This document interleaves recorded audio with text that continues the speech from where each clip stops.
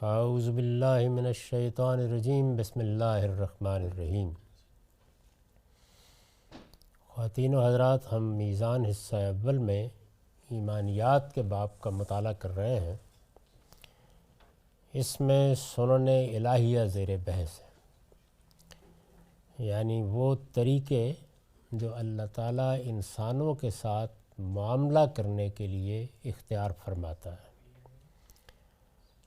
تین چیزیں زیر بحث آ چکی اور ان کو ہم تفصیل کے ساتھ سمجھ چکے۔ عزل و نصب کی سنت کا مطالعہ شروع ہوا تھا۔ اس میں جو بنیادی بات تھی وہ یہ تھی کہ اللہ تعالیٰ اپنے قانون کے مطابق جس طرح سے انسانوں کا انتخاب کرتا ہے کہ ان میں سے کس کو شکر کے امتحان میں مبتلا کرنا ہے اور کس کو صبر کے امتحان میں، اسی طرح قوموں کو بھی منتخب کرتا ہے۔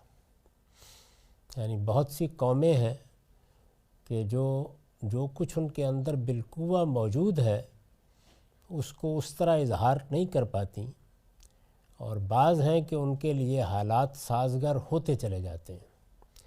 افراد کے بارے میں اگر آپ دیکھیں تو ان کا بھی یہی معاملہ ہے، تو وہ انتخاب کرتا ہے، یعنی کسی ایک فرد کو منتخب کر لیتا ہے کہ یہ عمارت کے آخری مقام تک پہنچ جائے گا، اس کے لیے بہت سی نعمتیں ہوں گی، یہ جو قدم اٹھائے گا اس میں کامیابی ہوگی، اور پھر یہ دیکھتا ہے کہ یہ اس کا شکر گزار بندہ بنتا ہے یا نہیں۔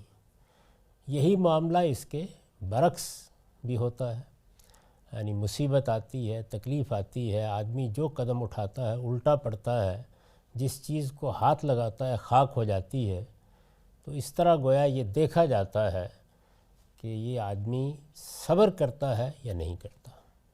یعنی اللہ تعالیٰ کے سامنے شکوہ گناہ ہو جاتا ہے، بات بات پر شکایت کا حرف زبان پر لے آتا ہے، یا یہ سمجھ کر کے اس کے پروردگار کی طرف سے ابتلا ہے، اس میں کامیاب ہونے کی کوشش کرتا ہے۔ یہی صورتحال یہاں یہ بیان کیا گیا ہے کہ قوموں کے ساتھ بھی ہوتی ہے۔ یعنی اللہ تعالیٰ انتخاب کرتا ہے، انتخاب کی پوری منطق یا اس کی پوری حکمت وہ گرفت میں نہیں آتی۔ یعنی ایسا نہیں کہ یہ انتخاب بھی الٹپ سا ہو جاتا ہے، لیکن وہ کرتا ہے، وہ گرفت میں نہیں آتی۔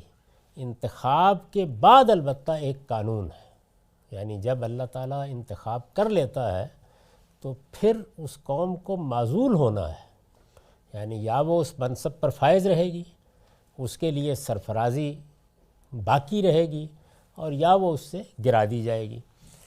تو اس میں یہ لکھا گیا تھا، اس کو ایک نظر دوبارہ دیکھ لیتے ہیں کہ اس انتخاب کے نتیجے میں جب کوئی قوم ایک مرتبہ سرفرازی حاصل کر لیتی ہے، ایک مرتبہ سرفرازی حاصل کر لیتی ہے اس انتخاب کے نتیجے میں، نہ کہ ہمارے علم میں کسی قانون کے نتیجے میں، یعنی اللہ تعالیٰ کی طرف سے انتخاب کا عمل ہو جاتا ہے، سرفرازی کا فیصلہ ہو گیا، یک بیک یہ اندازہ ہوتا ہے کہ کسی قوم کے اندر جو قوت موجود تھی وہ ظاہر ہونے لگ گئی ہے، اور وہ دنیا کے منصہ پر نمودار ہوتی چلی جا رہی ہے۔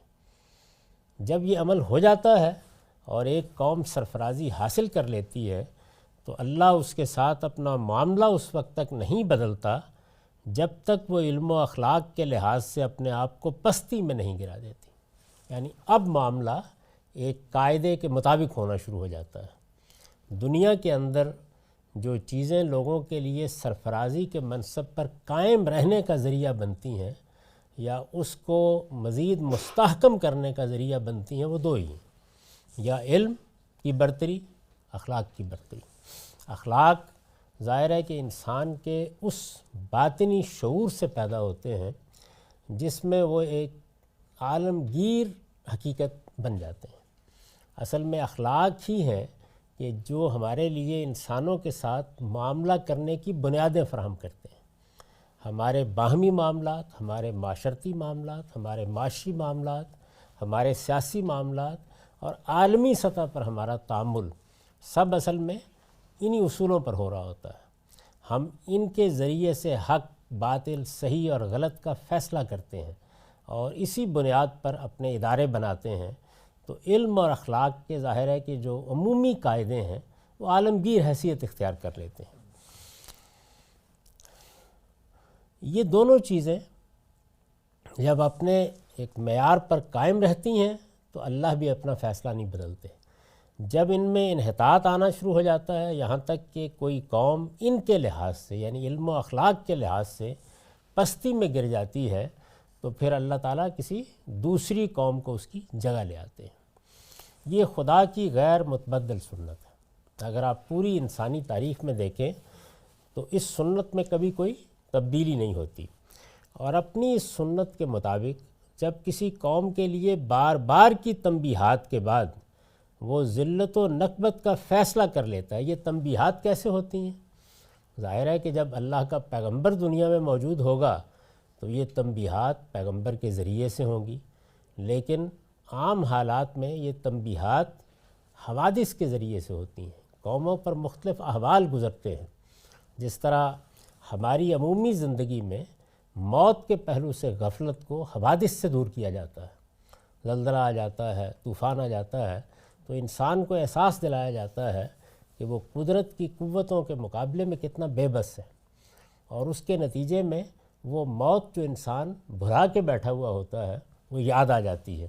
تو قوموں کے ساتھ بھی یہی ہوتا ہے کہ ان کو گرد و پیش کے حالات سے، اپنے اوپر گزرنے والے احوال سے، ان کی معیشت اور معاشرت میں آنے والے تغیرات سے تنبیہات کی جاتی ہیں، توجہ دلائی جاتی ہے. ان کے بعد پھر وہ ذلت و نکبت کا فیصلہ کر لیتا ہے. یعنی اللہ تعالیٰ فیصلہ کر لیتا ہے کہ اب کوئی تنبیہ بھی ان کو بیدار کرنے میں کامیاب نہیں ہوئی. آپ کیجیے. جب سلیکشن کا پروسیس ہو رہا ہوتا ہے تو اس میں اللہ تعالیٰ کیا وہ حالات پیدا کرتے ہیں قوم کے لیے کہ جس سے وہ ایک ترقی یافتہ یا ایک حاکم قوم دنیا میں اعلیٰ قوم بن سکے، یا پھر بس وہ کسی کو بھی چاہے اس کی اخلاقی حالت خراب ہو یا اس کے جو سسٹمز ہیں وہ نہ ہوں وہاں پہ، تب بھی وہ اس کو چن لیتے ہیں؟ یہ تو ہم اسی صورت میں کہہ سکتے ہیں جب یہ سمجھ میں آ جائے. بظاہر کچھ اسباب بھی موجود ہوتے ہیں، یعنی غیر معمولی شخصیات کا ظہور ہو جاتا ہے. علم کے معاملے میں کوئی غیر معمولی انکشافات ہونے شروع ہو جاتے ہیں. یعنی ہوتے ہیں کچھ چیزیں، لیکن ان کو کسی چونکہ قانون میں نہیں لایا جا سکتا. جس طرح اگر ہم یہ جاننا چاہیں کہ یہ کیوں ہوتا ہے کہ ایک آدمی کی دکان چل نکلتی ہے اور دوسرا وہیں کھول کے بیٹھا ہوا ہوتا ہے اور کوئی گاہک نہیں آتا. ایک آدمی ایک چھوٹی سی بٹی لگاتا ہے اور پھر وہ اسٹیل مل کا مالک بن جاتا ہے، لیکن یہ باقی لوگوں کے ساتھ نہیں ہوتا.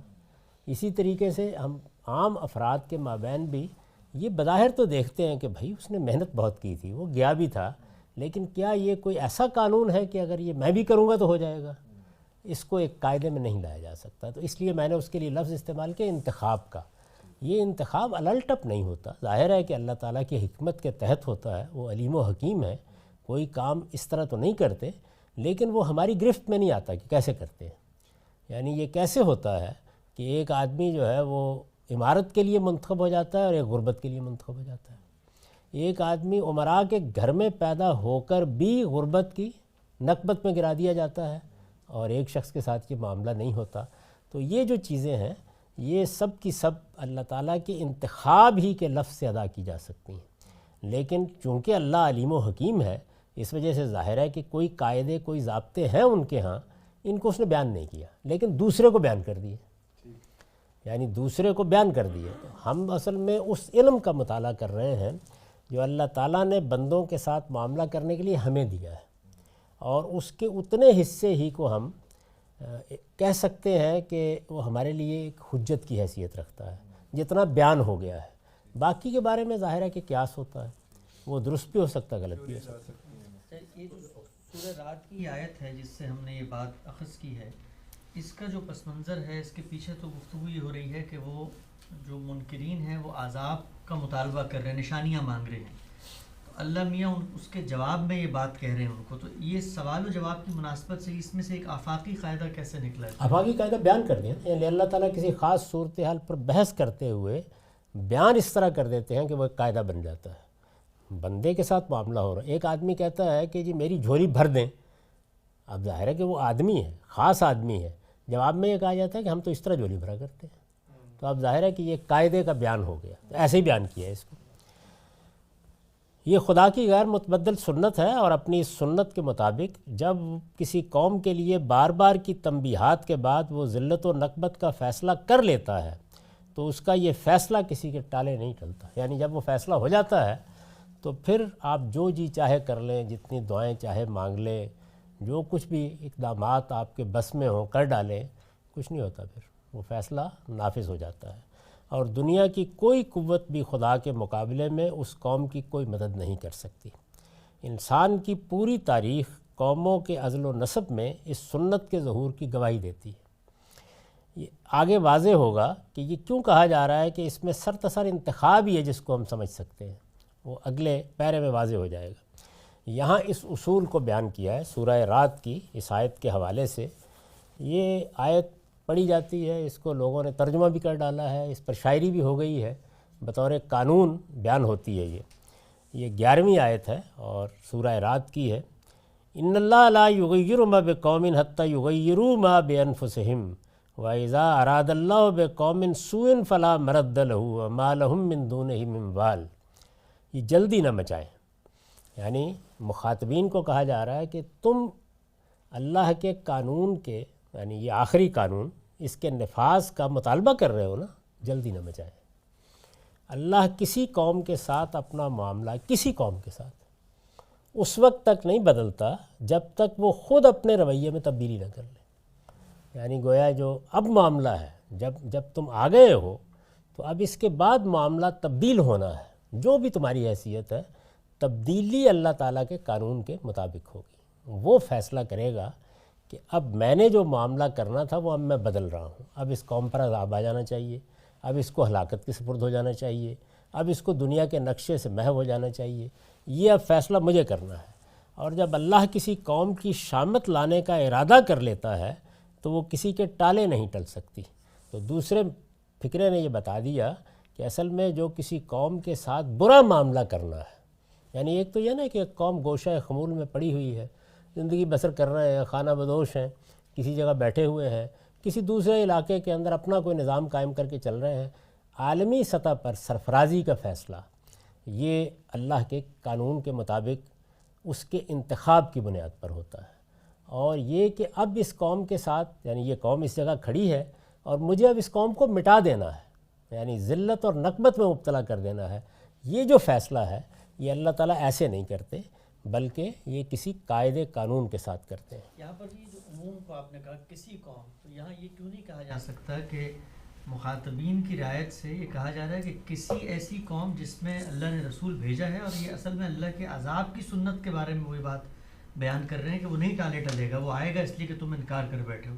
اس کو ہم اس پیراڈائم سے اٹھا کر عالمی سطح پر قوموں کے ساتھ معاملے میں کیسے لے نہیں، ہم اس کو کسی سطح پر بھی نہیں لے جا رہے، ہم اللہ کی اس سنت کو بیان کر رہے ہیں کہ اللہ تعالیٰ قوموں کے ساتھ جو معاملہ کر رہا ہے اس معاملے میں اس کا طریقہ کیا ہے۔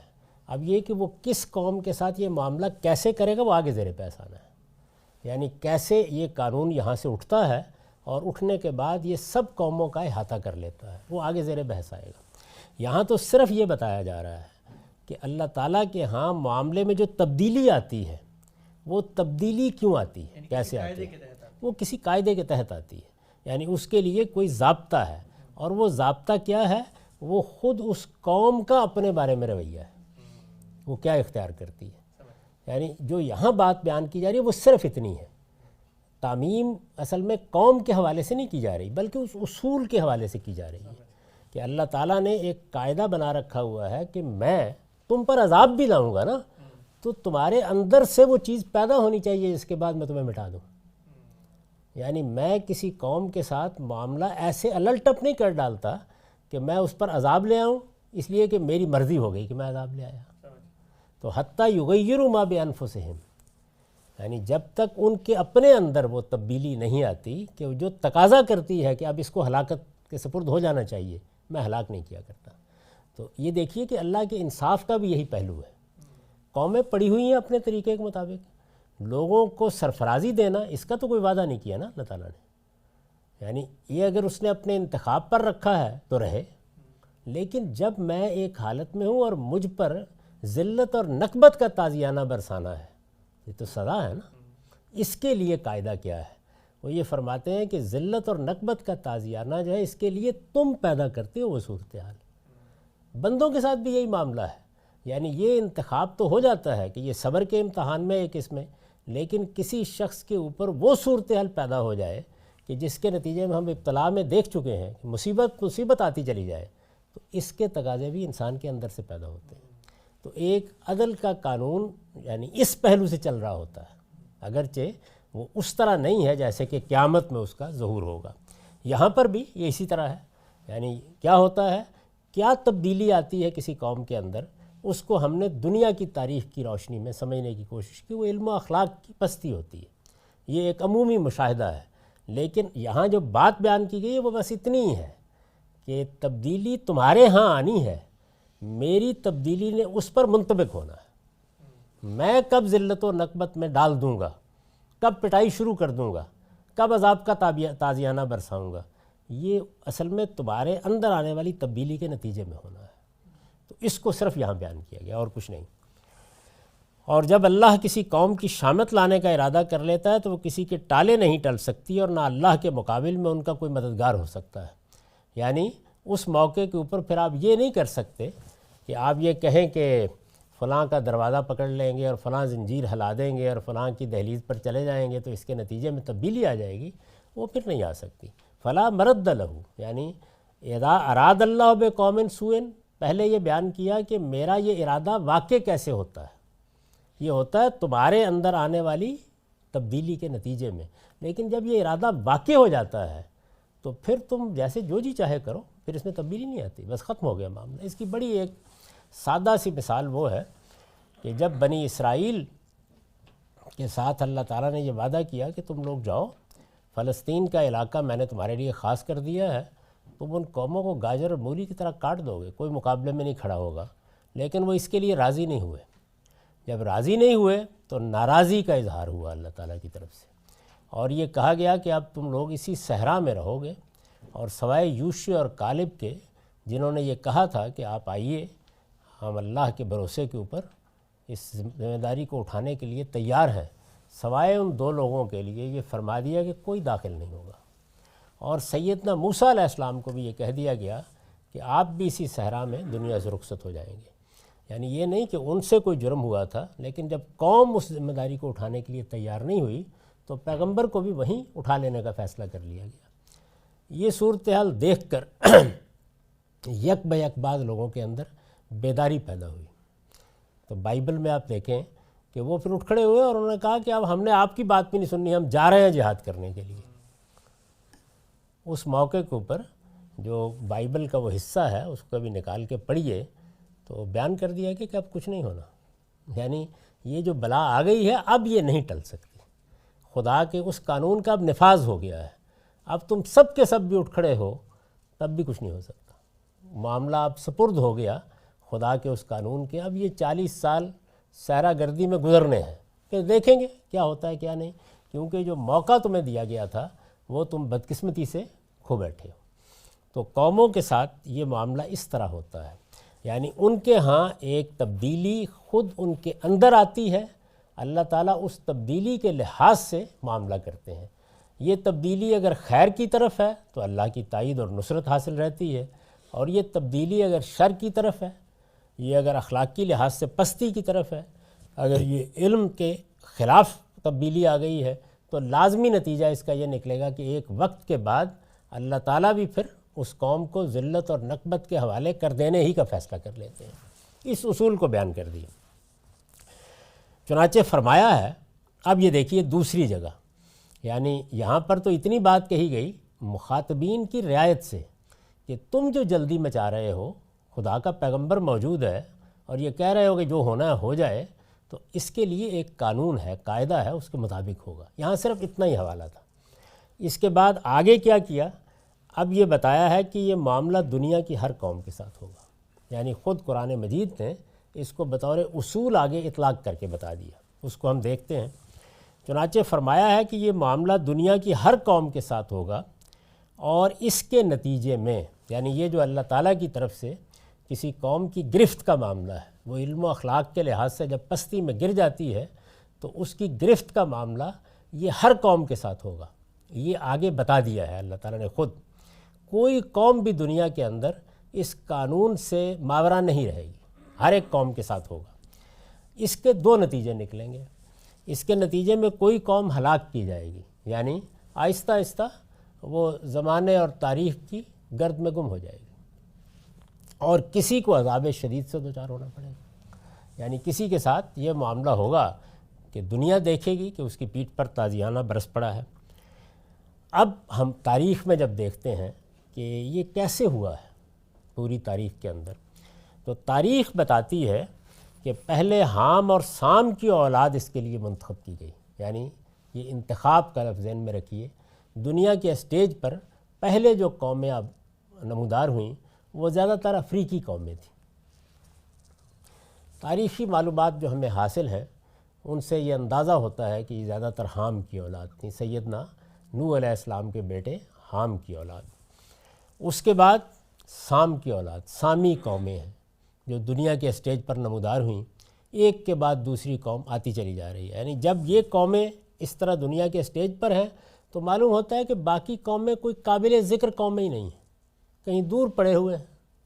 اس موقع کے اوپر تصویر جو دنیا کی بنتی ہے وہ یہ ہے، آپ دیکھتے ہیں نا کہ سامی اقوام ایک کے بعد دوسری اقتدار حاصل کرتی چلی جاتی ہے، سلطنتیں بنتی چلی جاتی ہیں، قومیں اٹھتی چلی جاتی ہیں۔ تاریخ کے اسٹیج کے اوپر گویا ایسے معلوم ہوتا ہے کہ جیسے ایک تھیٹر ہے، ایک کے بعد دوسرا نمودار ہو رہا ہے، لیکن اس کے مقابل میں یہ نہیں کہ دنیا میں اور جگہ قومیں نہیں ہوتی، وہ بھی موجود ہوتی ہیں۔ میں جس ملک میں ابھی رہ کے آیا ہوں وہاں جو قوم آباد ہے 5000 سال سے آباد ہے۔ اپنے ہاں ان کے ہاں کچھ نظام، کچھ قاعدے، کچھ ضابطے، کچھ بادشاہتیں چلتی رہی ہوں گی مختلف صورتوں میں، لیکن دنیا کے اسٹیج پر ان کی کوئی جگہ نہیں۔ سامی قوم سیمیٹک۔ تاریخ بتاتی ہے کہ پہلے حام اور سام کی اولاد اس کے لیے منتخب کی گئی، اور پچھلے 500 سال سے اب یافس کی اولاد منتخب کی گئی ہے۔ اگر آپ دیکھیں تو جس وقت سامی اقوام کا غلبہ تھا دنیا پر، تو یہ جو یافس کی اولاد ہے، یہ اقوام یہ کہیں نظر بھی نہیں آتی تھی۔ یعنی معلوم ہوتا تھا کہ کہیں دور دراز پڑی ہوئی ہیں، اور اپنے اپنے طریقے کے مطابق وہاں بھی لیڈرشپ پیدا ہوتی ہوگی، ان کے اپنے کوئی نظام ہوتے ہوں گے۔ تاریخ پڑھیں تو معلوم ہوتا ہے جاپان کی بادشاہت کوئی آج کی تو نہیں ہے، لیکن وہ دنیا کے اسٹیج پر نمودار نہیں ہو رہی، ایسا لگتا ہے پیچھے پڑی ہوئی ہیں کہیں۔ اور سامی اقوام ہے کہ جو دنیا پر حکومت کر رہی ہیں، سلطنتیں وجود میں لا رہی ہیں، تاریخ گویا ان کے ساتھ چل رہی ہے۔ مقامی تاریخ مقامی سطح پر موجود ہے، عالمی سطح پر کیا ہو رہا ہے؟ ظاہر ہے کہ ایک ایک قوم کو مقامی سطح پر جا کے دیکھنے کا عمل ایک دوسرا عمل ہے۔ یہاں اس اصول کو سمجھایا جا رہا ہے عالمی سطح کے اوپر جب اس کا اطلاق ہوا ہے۔ تو پہلے سام اور حام کی اولاد اس کے لیے منتخب کی گئی، اور پچھلے 500 سال سے اب یافس کی اولاد منتخب کی گئی ہے۔ یعنی حضرت نوح کے جو 3 بیٹوں کا ذکر آتا ہے بائبل ہسٹری میں، یعنی حام، سام اور یافس، تو حام کی اولاد زیادہ تر افریقی اقوام ہے۔ سامی قوموں سے آپ واقف ہیں، وہ دنیا میں اب بھی بہت بڑی تعداد میں موجود ہیں، اور اس کے بعد یافس کی اولاد۔ یہ جو یونانی یا رومی سلطنتیں گزری ہیں ان کو بھی ہم سوال یہ کہ جو یونانی یا رومی سلطنتیں گزری ہیں ان کو بھی ہم سامی اقوام میں شامل کریں گے، یا ان کو کہاں سیکوینس میں رکھنا چاہیے؟ نہیں، ان میں سے کچھ سامی اقوام میں، کچھ حام کی اولاد میں سے ہیں، اور زیادہ تر وہ یافس کی اولاد ہے، اپنی اپنی جگہ کے اوپر موجود ہے۔ یعنی جس وقت ہارون رشید کی حکومت قائم تھی یہاں پہ، اس وقت بھی فرانس میں شارلمین کی حکومت قائم تھی۔ تو مقامی سطح پر قومیں اپنی جگہ موجود ہیں، لیکن اس وقت غلبہ کن قوموں کا تھا؟ یعنی وہ کون سی قومیں تھیں کہ جن کے مقابلے میں دوسری قومیں گویا ان کی مرہون سی ہو کر رہ گئی تھی۔ اس کا یہ مطلب نہیں ہے کہ ان کی سلطنتیں قائم نہیں ہو رہی، وہ اپنی سلطنتیں بھی قائم کر رہے ہیں اپنے اپنے علاقوں میں۔ ان کا اب ہندوستانی میں دیکھیں کہ بہت سی اقوام ہیں کہ جو اپنے طور کے اوپر جگہ لے رہی ہیں، لیکن دنیا کے نقشے کے اوپر کسی قوم کی طاقت کا ظہور ہو جانا، اس کو مثال کے طور پر پیش کیا گیا ہے۔ ایک سوال تھا جی، تھوڑا سا پیچھے جانا چاہوں گا، وہ یہ کہ جو دونوں آیات ہیں جو الجھن میرے ذہن میں پیدا ہو رہی ہے وہ یہ کہ ہم نے پیچھے پڑھا ابتلا کا ایک عام قانون ہے، ایک خاص قانون ہے جو رسول کی قوم کے ساتھ ہے. یہ دونوں آیات اس خاص قانون کو ریفر کر رہی ہیں، یعنی دونوں کا پس منظر سیاق یہ ہے کہ وہ عذاب کا مطالبہ کر رہی ہیں. اللہ کہہ رہے ہیں عذاب لازماً آئے گا کیونکہ یہ معاملہ رسولوں کی قوموں کے ساتھ ہے، اور یہی میری سنت رہی ہے کہ میں نے ہمیشہ جب بھی رسول بھیجے ہیں اور قیامت سے پہلے یہی سنت کارگر رہے گی کہ ان کے اوپر عذاب آئے گا. اور اس کے بعد پھر سمود کی مثالیں دی اور سارا. یہ دونوں آیات کا اصل محل تو مقام تو وہ ہے جہاں رسولوں کے ساتھ ابتلا کا خاص قانون ہے. یہ آپ کی جو آگے کا پورا مقدمہ ہے، یہ تاریخ سے استنباط تو یقینی طور پہ کہا جا سکتا ہے کہ دنیا میں یہ ہو رہا ہے. یہ ان آیتوں کو یہاں کیسے پلیس کیا گیا؟ دوسری آیت کا تو اس سے کوئی تعلق نہیں، وہاں ایک قاعدہ بیان کیا گیا ہے اور اس میں عذاب کو او کے ساتھ بیان کیا ہے. یعنی اللہ تعالیٰ کا عذاب آتا ہے، یہ ایک صورت ہے، اور اللہ تعالیٰ ہلاکت کی سپرد کر دیتا ہے، یہ دوسری صورت ہے. اس وجہ سے وہاں تو صرف وہ عذاب زیر بحث نہیں ہے. اب یافس کی اولاد منتخب کی گئی، یعنی عالمی سطح پر غلبے کے لیے. برطانیہ کی تاریخ بہت پرانی ہے، یورپ کے ملکوں کی بہت پرانی تاریخ ہے. وہ قومیں اپنے طریقے پر اپنی حکومتیں قائم کر رہی ہیں، لڑ بھیڑ بھی رہی ہیں اپنے ساتھ، لیکن عالمی سطح پر غلبے کا زمانہ کب آیا ہے، یہ ہے زیر بحث. تو یافس کی اولاد کے لیے عالمی سطح پر غلبے کا زمانہ کوئی اب سے 500 سال پہلے شروع ہوا، جب چنگیز خان کی اولاد صحراؤں سے نکلی اور انہوں نے اینٹ سے اینٹ بجا دی.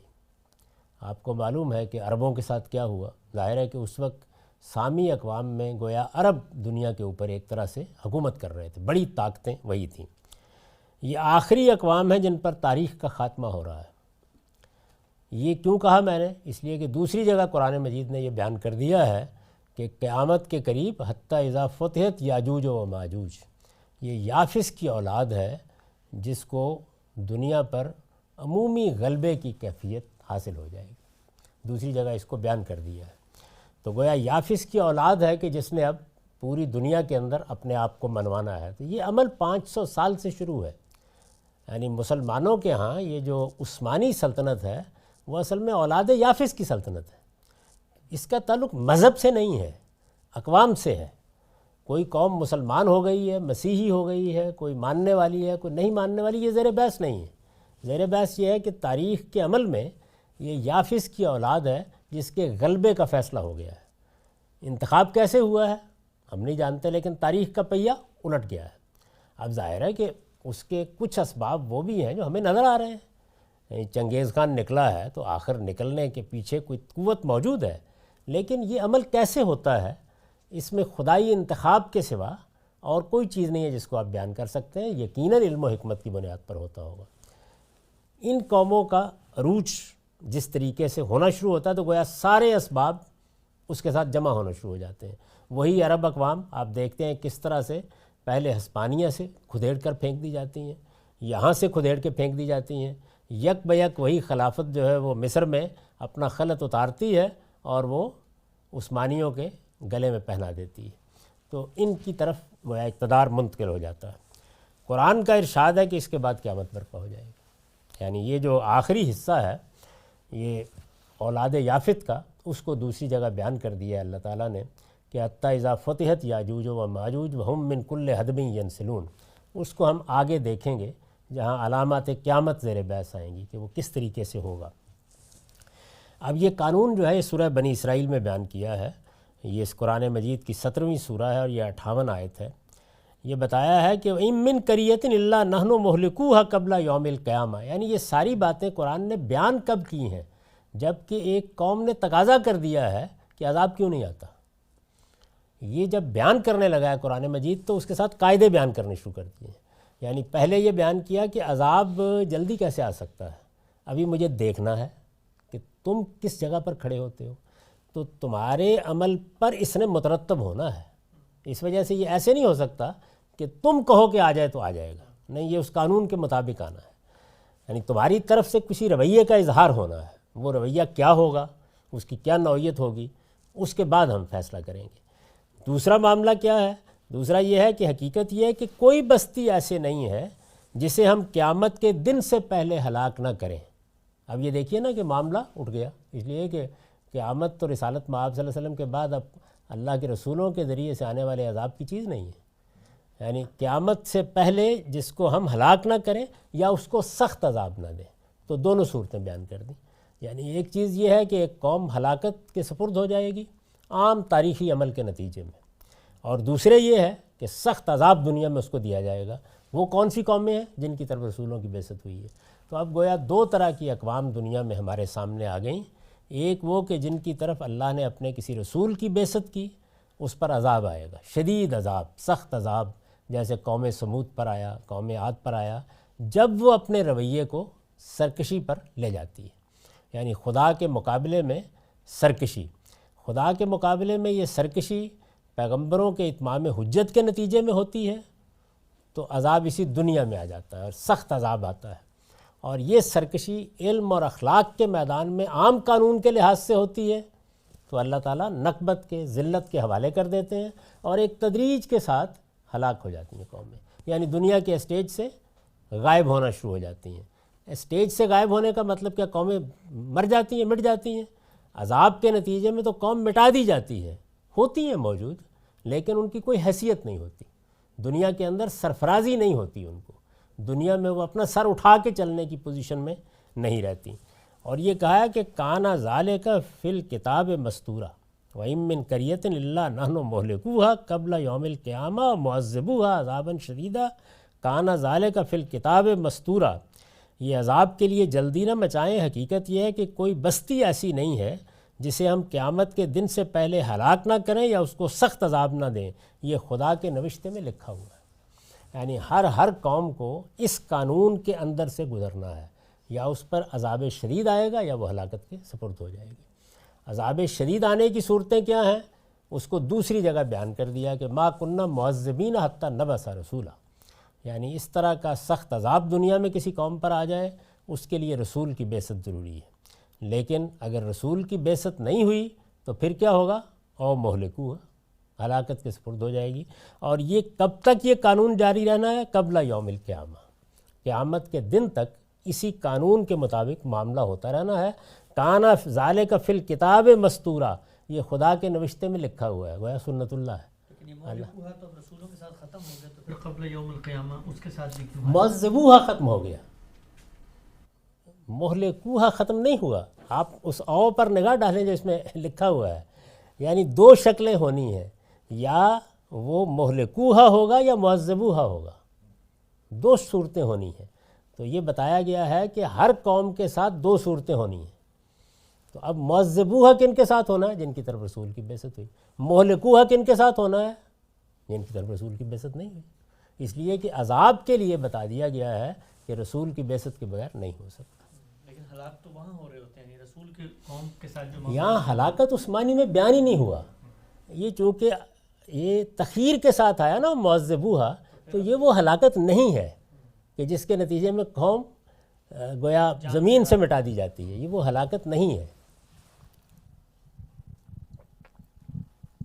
یہ ہلاکت کی وہ تعبیر ہے کہ گویا وہ قوم اپنے آپ کو کھو بیٹھی، ختم ہو گیا اس کا معاملہ. یعنی اب وہ دنیا کے اندر گویا نہیں رہی. جیسے کوئی آدمی برا کام کرتا ہے، ہم کہتے ہیں تم نے ہلاک کر لیا. تو یہ مہلکوہا اسی لیے او کے ساتھ بیان کیا کہ صورتیں دو ہونی ہیں، یا قوموں کو ہلاکت کے سپرد ہو جانا ہے یا عذاب کے سپرد ہو جانا ہے. تو گویا یہ بیان کیا کہ یہ طریقہ جو ہے، یہ دیکھیے یہاں جو الفاظ زیر بحث ہیں ان میں ایک تو یہ کہ دو صورتیں پیش آنی ہیں، دوسرے یہ کہ یوم قیامت تک یہی صورت رہنی ہے، تیسری یہ کہ کانا ذالک فی الکتاب مستورا، یہ خدا کے نوشتے میں لکھا ہوا ہے، یعنی اس کے خلاف نہیں ہو سکتا. یہ بات یہ کہ جو عام قومیں ہیں وہ یا تو اپنے کسی دنیا کا جو نظام چل رہا ہے اس کے تحت ہلاک ہو جائیں گی، یا پھر قیامت والے دن کے پاس پہنچ کے تو ہلاک ہو ہی جائیں گی. یہ قیامت سے پہلے ہے، قبل یوم القیامہ. اچھا، یعنی قیامت تو زیر بحث ہی نہیں ہے یہاں. ٹھیک ہے. دنیا میں عزل و نسب کا کیا قانون چل رہا ہے، ٹھیک ہے. اس میں پوری بات بیان کی ہے. یعنی یہ کب ہونا ہے؟ قبل یوم القیامہ ہونا ہے. قیامت کے دن تک اسی قانون کو جاری رہنا ہے. قیامت کے بعد تو ہم انفرادی حیثیت سے خدا کی عدالت میں ہوں گے، وہاں قوموں کا کیا سوال ہے. وہاں پر تو میں آپ ایک بات جو سمجھ میں آ رہی ہے کہ مطلب ہر قوم، یعنی ہر قوم کو ہلاک ہونا ہے، مطلب کہ جتنی بھی قومیں ہیں جو اب تک قیامت تک آئیں گی ان میں سے وہ ہلاک ہوں گی. مطلب وہ اب اس سے کیا مراد ہے ہلاک ہوں؟ وہ ذہن میں پھنس رہی ہے بات. یعنی اپنی حیثیت کو بیٹھیں گے، ہلاکت کا مطلب یہ ہے کہ قوم جو تھی وہ جس جگہ پر کھڑی تھی وہاں نہیں رہی، دنیا کی تاریخ میں گم ہو کے رہ گئی۔ کتنی قومیں ہیں جن کے بارے میں آپ پڑھتے ہیں کہ وہ اٹھیں، دنیا کی تاریخ میں آئیں، بڑا مقام تھا ان کا، روما کی سلطنت قائم ہوئی، کہاں گئی؟ اس کے بعد وہ چھوٹی چھوٹی قومیں بکھر گئی۔ اب اس کے بعد کوئی یہ نہیں کہتا کہ یہ سلطنت روما ہے۔ اچھا، اسی طرح عرب قوم ایک مقام پر پہنچی، اب اس کے بعد کہاں ہے دنیا میں؟ کوئی بھی نہیں جانتا۔ یعنی ایک قوم جو ہے وہ اپنی اصل حیثیت کھو بیٹھی۔ تو جو ہلاکت ہے وہ یہ ہے کہ وہ آہستہ آہستہ معدوم ہونا شروع ہو جاتی ہے، یعنی اس کی وہ حیثیت ختم ہونا شروع ہو جاتی ہے، جو سرفرازی کا مقام اس کو حاصل ہے وہ ختم ہونا شروع ہو جاتا ہے۔ دوسری صورت کیا ہے؟ معذبوہا، کہ اس کے اوپر دنیا میں عذاب آ جائے۔ نہیں تو اس کا مطلب ہے کہ یہ سرفراز قومیں جو ہوں گی وہی جو قومیں معدوم ہی تھیں اور معدوم ہی رہیں گی وہ اس میں شامل نہیں ہیں۔ دیکھیے اس کو پہلے پوری بات کو سمجھ لیجئے، یعنی دنیا کے اندر اللہ تعالیٰ کچھ قوموں کو سرفرازی عطا فرماتے ہیں، باقی قومیں اپنے اپنے طریقے کے مطابق دنیا میں زندگی بسر کر رہی ہیں۔ ان کے لیے اللہ کا قانون عدم اور وجود کا جاری ہے، ہر قوم کے لیے جاری ہے۔ ہم اس کو کس طرح سمجھیں گے؟ اسی طرح سمجھیں گے نا اب ہم دنیا کے اسٹیج کو دیکھیں گے، یعنی قانون تو ہر قوم کے لیے بیان کر دیا گیا اور ایسا ہی ہو بھی رہا ہے۔ یعنی دنیا کے اندر چھوٹی چھوٹی قوموں کی بھی اگر آپ دیکھیں تو وہ دنیا میں اپنے علاقے میں اپنی جگہ پر تاریخ کے کسی خاص مرحلے میں اسٹیج پر نمودار ہوتی ہیں۔ اگر اس علاقے میں آپ چلے جائیں، اس دور کی تاریخ میں چلی جائیں تو معلوم ہوتا ہے کہ فلاں جگہ پر ایک قوم کی بڑی زبردست سلطنت قائم ہو گئی تھی، فلاں جگہ ان کو بڑا اقتدار حاصل ہو گیا تو پھر وہ آہستہ آہستہ معدوم ہو گئی۔ یہ عمل تو ہر قوم کے ساتھ جاری ہے، جو دنیا کے اندر بھی قومیں موجود ہیں۔ اسی طریقے سے اللہ تعالیٰ نے یہ بتایا کہ ایک زمانے میں نے سب بستیوں میں رسول بھیجے، تو اس کا مطلب یہ ہے کہ عذاب شدید کا معاملہ بھی بے شمار قوموں کے ساتھ ہوا، وہ ہو رہا ہے۔ اس معاملے کو اگر عالمی سطح پر سمجھنا چاہیں، یعنی یہ ایک تو ہے نا چھوٹی سطح پر یہ معاملہ ہو رہا ہے، یوں سمجھیے کہ جس وقت آپ ایک ریاست قائم کرتے ہیں تو اس کے اندر ایک واشنگٹن میں اس کا مرکزی نظام ہے جو زوال، انحطاط، عروج کے مراحل سے گزر رہا ہے۔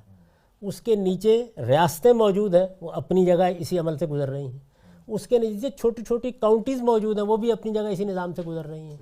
اچھا، اب یہ کہ کیا ہم ان چھوٹی چھوٹی جگہوں پر جا کر اس کو سمجھیں گے تو وہاں تاریخ کی معلومات ہمارے پاس کم ہوتی ہیں۔ اس لیے مثال اس بات کی دی گئی ہے کہ آپ اس کو عالمی سطح پر سمجھیں تو وہاں بھی یہی قانون جاری ہے، یعنی یہ نہیں کہ وہ چھوٹی قوموں پر جاری نہیں ہے۔ قرآن مجید نے یہ بیان کیا ہر جگہ جاری ہے۔ اگر تم غور کر کے دیکھو تو سب قومیں اسی طریقے سے آ رہی ہیں، جا رہی ہیں، اپنا عمل جاری رکھے ہوئے ہیں، یعنی ان کے اندر مٹنے کا عمل جاری ہے، ہلاکت کی طرف بڑھ رہی ہیں۔ اب آپ جاننا چاہتے ہیں اس بات کو، کیسے جانیں گے؟ کوئی مثال لیں گے نا، تو مثال عالمی سطح پر مثال کیا ہے؟ حام، سام اور یافس کی اولاد کا ایک کے بعد دوسری جگہ آتے چلا جانا، یہ عالمی سطح پر اس کا ظہور ہے۔ خود یافس کی اولاد میں دیکھیں کتنی قومیں ہیں جو اسی مراحل سے گزر رہی ہیں، یعنی اس سے پہلے برطانیہ عظمیٰ کی سلطنت دنیا بھر میں قائم تھی، اب انہی کا ایک حصہ ہے جو امریکہ کی قیادت میں دنیا کے اوپر، انہی کا ایک حصہ ہے کہ جس کا تعلق روس کی سوویت یونین کی سلطنت سے تھا۔ تو سبھی یہ اسی قوم کے مختلف حصے ہیں، لیکن عالمی سطح پر غلبہ کس کو؟ یافس کی اولاد، یعنی انہی کے مابین تبادلہ ہو رہا ہے۔ تو یہ مثال ہے، اس کا مطلب یہ نہیں کہ باقی قوموں کے ساتھ یہ معاملہ نہیں ہو رہا۔ یعنی اس کو پھر اچھی طرح سمجھ لیجئے کہ اللہ کے قانون کے مطابق جس طریقے سے انسان پیدا ہو رہے ہیں، صبر اور شکر کے لیے منتخب کیے جا رہے ہیں، مختلف مراحل سے گزرنے کے بعد موت کے قریب چلے جاتے ہیں، ختم ہو جاتے ہیں، یہی معاملہ قوموں کے ساتھ بھی ہو رہا ہے۔ وہ بھی ایسے ہی منتخب ہوتی ہیں، اسی طریقے سے اپنا اپنا کردار ادا کرتی ہیں، دو میں سے ایک چیز ہو جاتی ہے، یعنی یا وہ دنیا کے عام قانون کے مطابق ہلاکت کے سپرد ہو جاتی ہیں، اور یا کوئی رسول بھیج کے ان پر اللہ کا عذاب آ جاتا ہے۔ یہ قانون دنیا کی سب قوموں کے ساتھ جاری ہے۔ یہی جو ان کی قومی حیثیت ہے، یہ عالمی حیثیت بھی تو ہے نا، تو سمجھنے کے لیے اس کو دیکھ لیجیے، تو یہ سمجھنے کی مثال ہے، ورنہ ہر قوم کے ساتھ ایسے ہی ہو رہا ہے۔ اسی لیے اس کو جب بیان کیا ہے تو آپ دیکھیں نا جن الفاظ میں بیان کیا ہے، ام من قریۃ، کوئی بستی بھی ایسی نہیں ہے۔ بستی کا لفظ جو ہے وہ قرآن مجید میں اصل میں نمائندہ بستیوں کے لیے استعمال ہو جاتا ہے، یعنی جس طریقے سے ہم بولتے ہیں کہ اسلام آباد نے یہ فیصلہ کیا ہے، درحال ہے کہ وہ پاکستان کا فیصلہ ہوتا ہے، یا دہلی نے یہ رائے قائم کی ہے، تو یہ کریا اس طریقے سے بول لیا جاتا ہے، ایسے ہی بولا گیا ہے۔ تو ان کو اس موقع پر یہ کہا گیا ہے کہ یہ عذاب کے لیے جلدی نہ مچائیں، اللہ تعالیٰ نے ہر قوم کے لیے ایک اجل مقرر کر رکھی ہوئی ہے، اس کے مطابق اس نے اپنا عمل مقرر کر پورا کرنا ہے۔ اب عرب تو ظاہر ہے کہ گوشہ خمول میں پڑی ہوئی قوم ہے، قرآن کہتا ہے ان کے ساتھ بھی اسی قانون روبہ عمل ہونا ہے۔ یہ جو حام، سام اور یافس کی مثال دی گئی ہے، یہ اس لیے دی گئی ہے کہ آپ چھوٹی جگہ پر اس کو اس طرح نہیں سمجھ سکتے، عالمی سطح پر سمجھ لیں۔ اس بحث کو ہم جاری رکھیں گے۔ اقول قولی ھذا واستغفر اللہ لی ولکم ولسائر المسلمین۔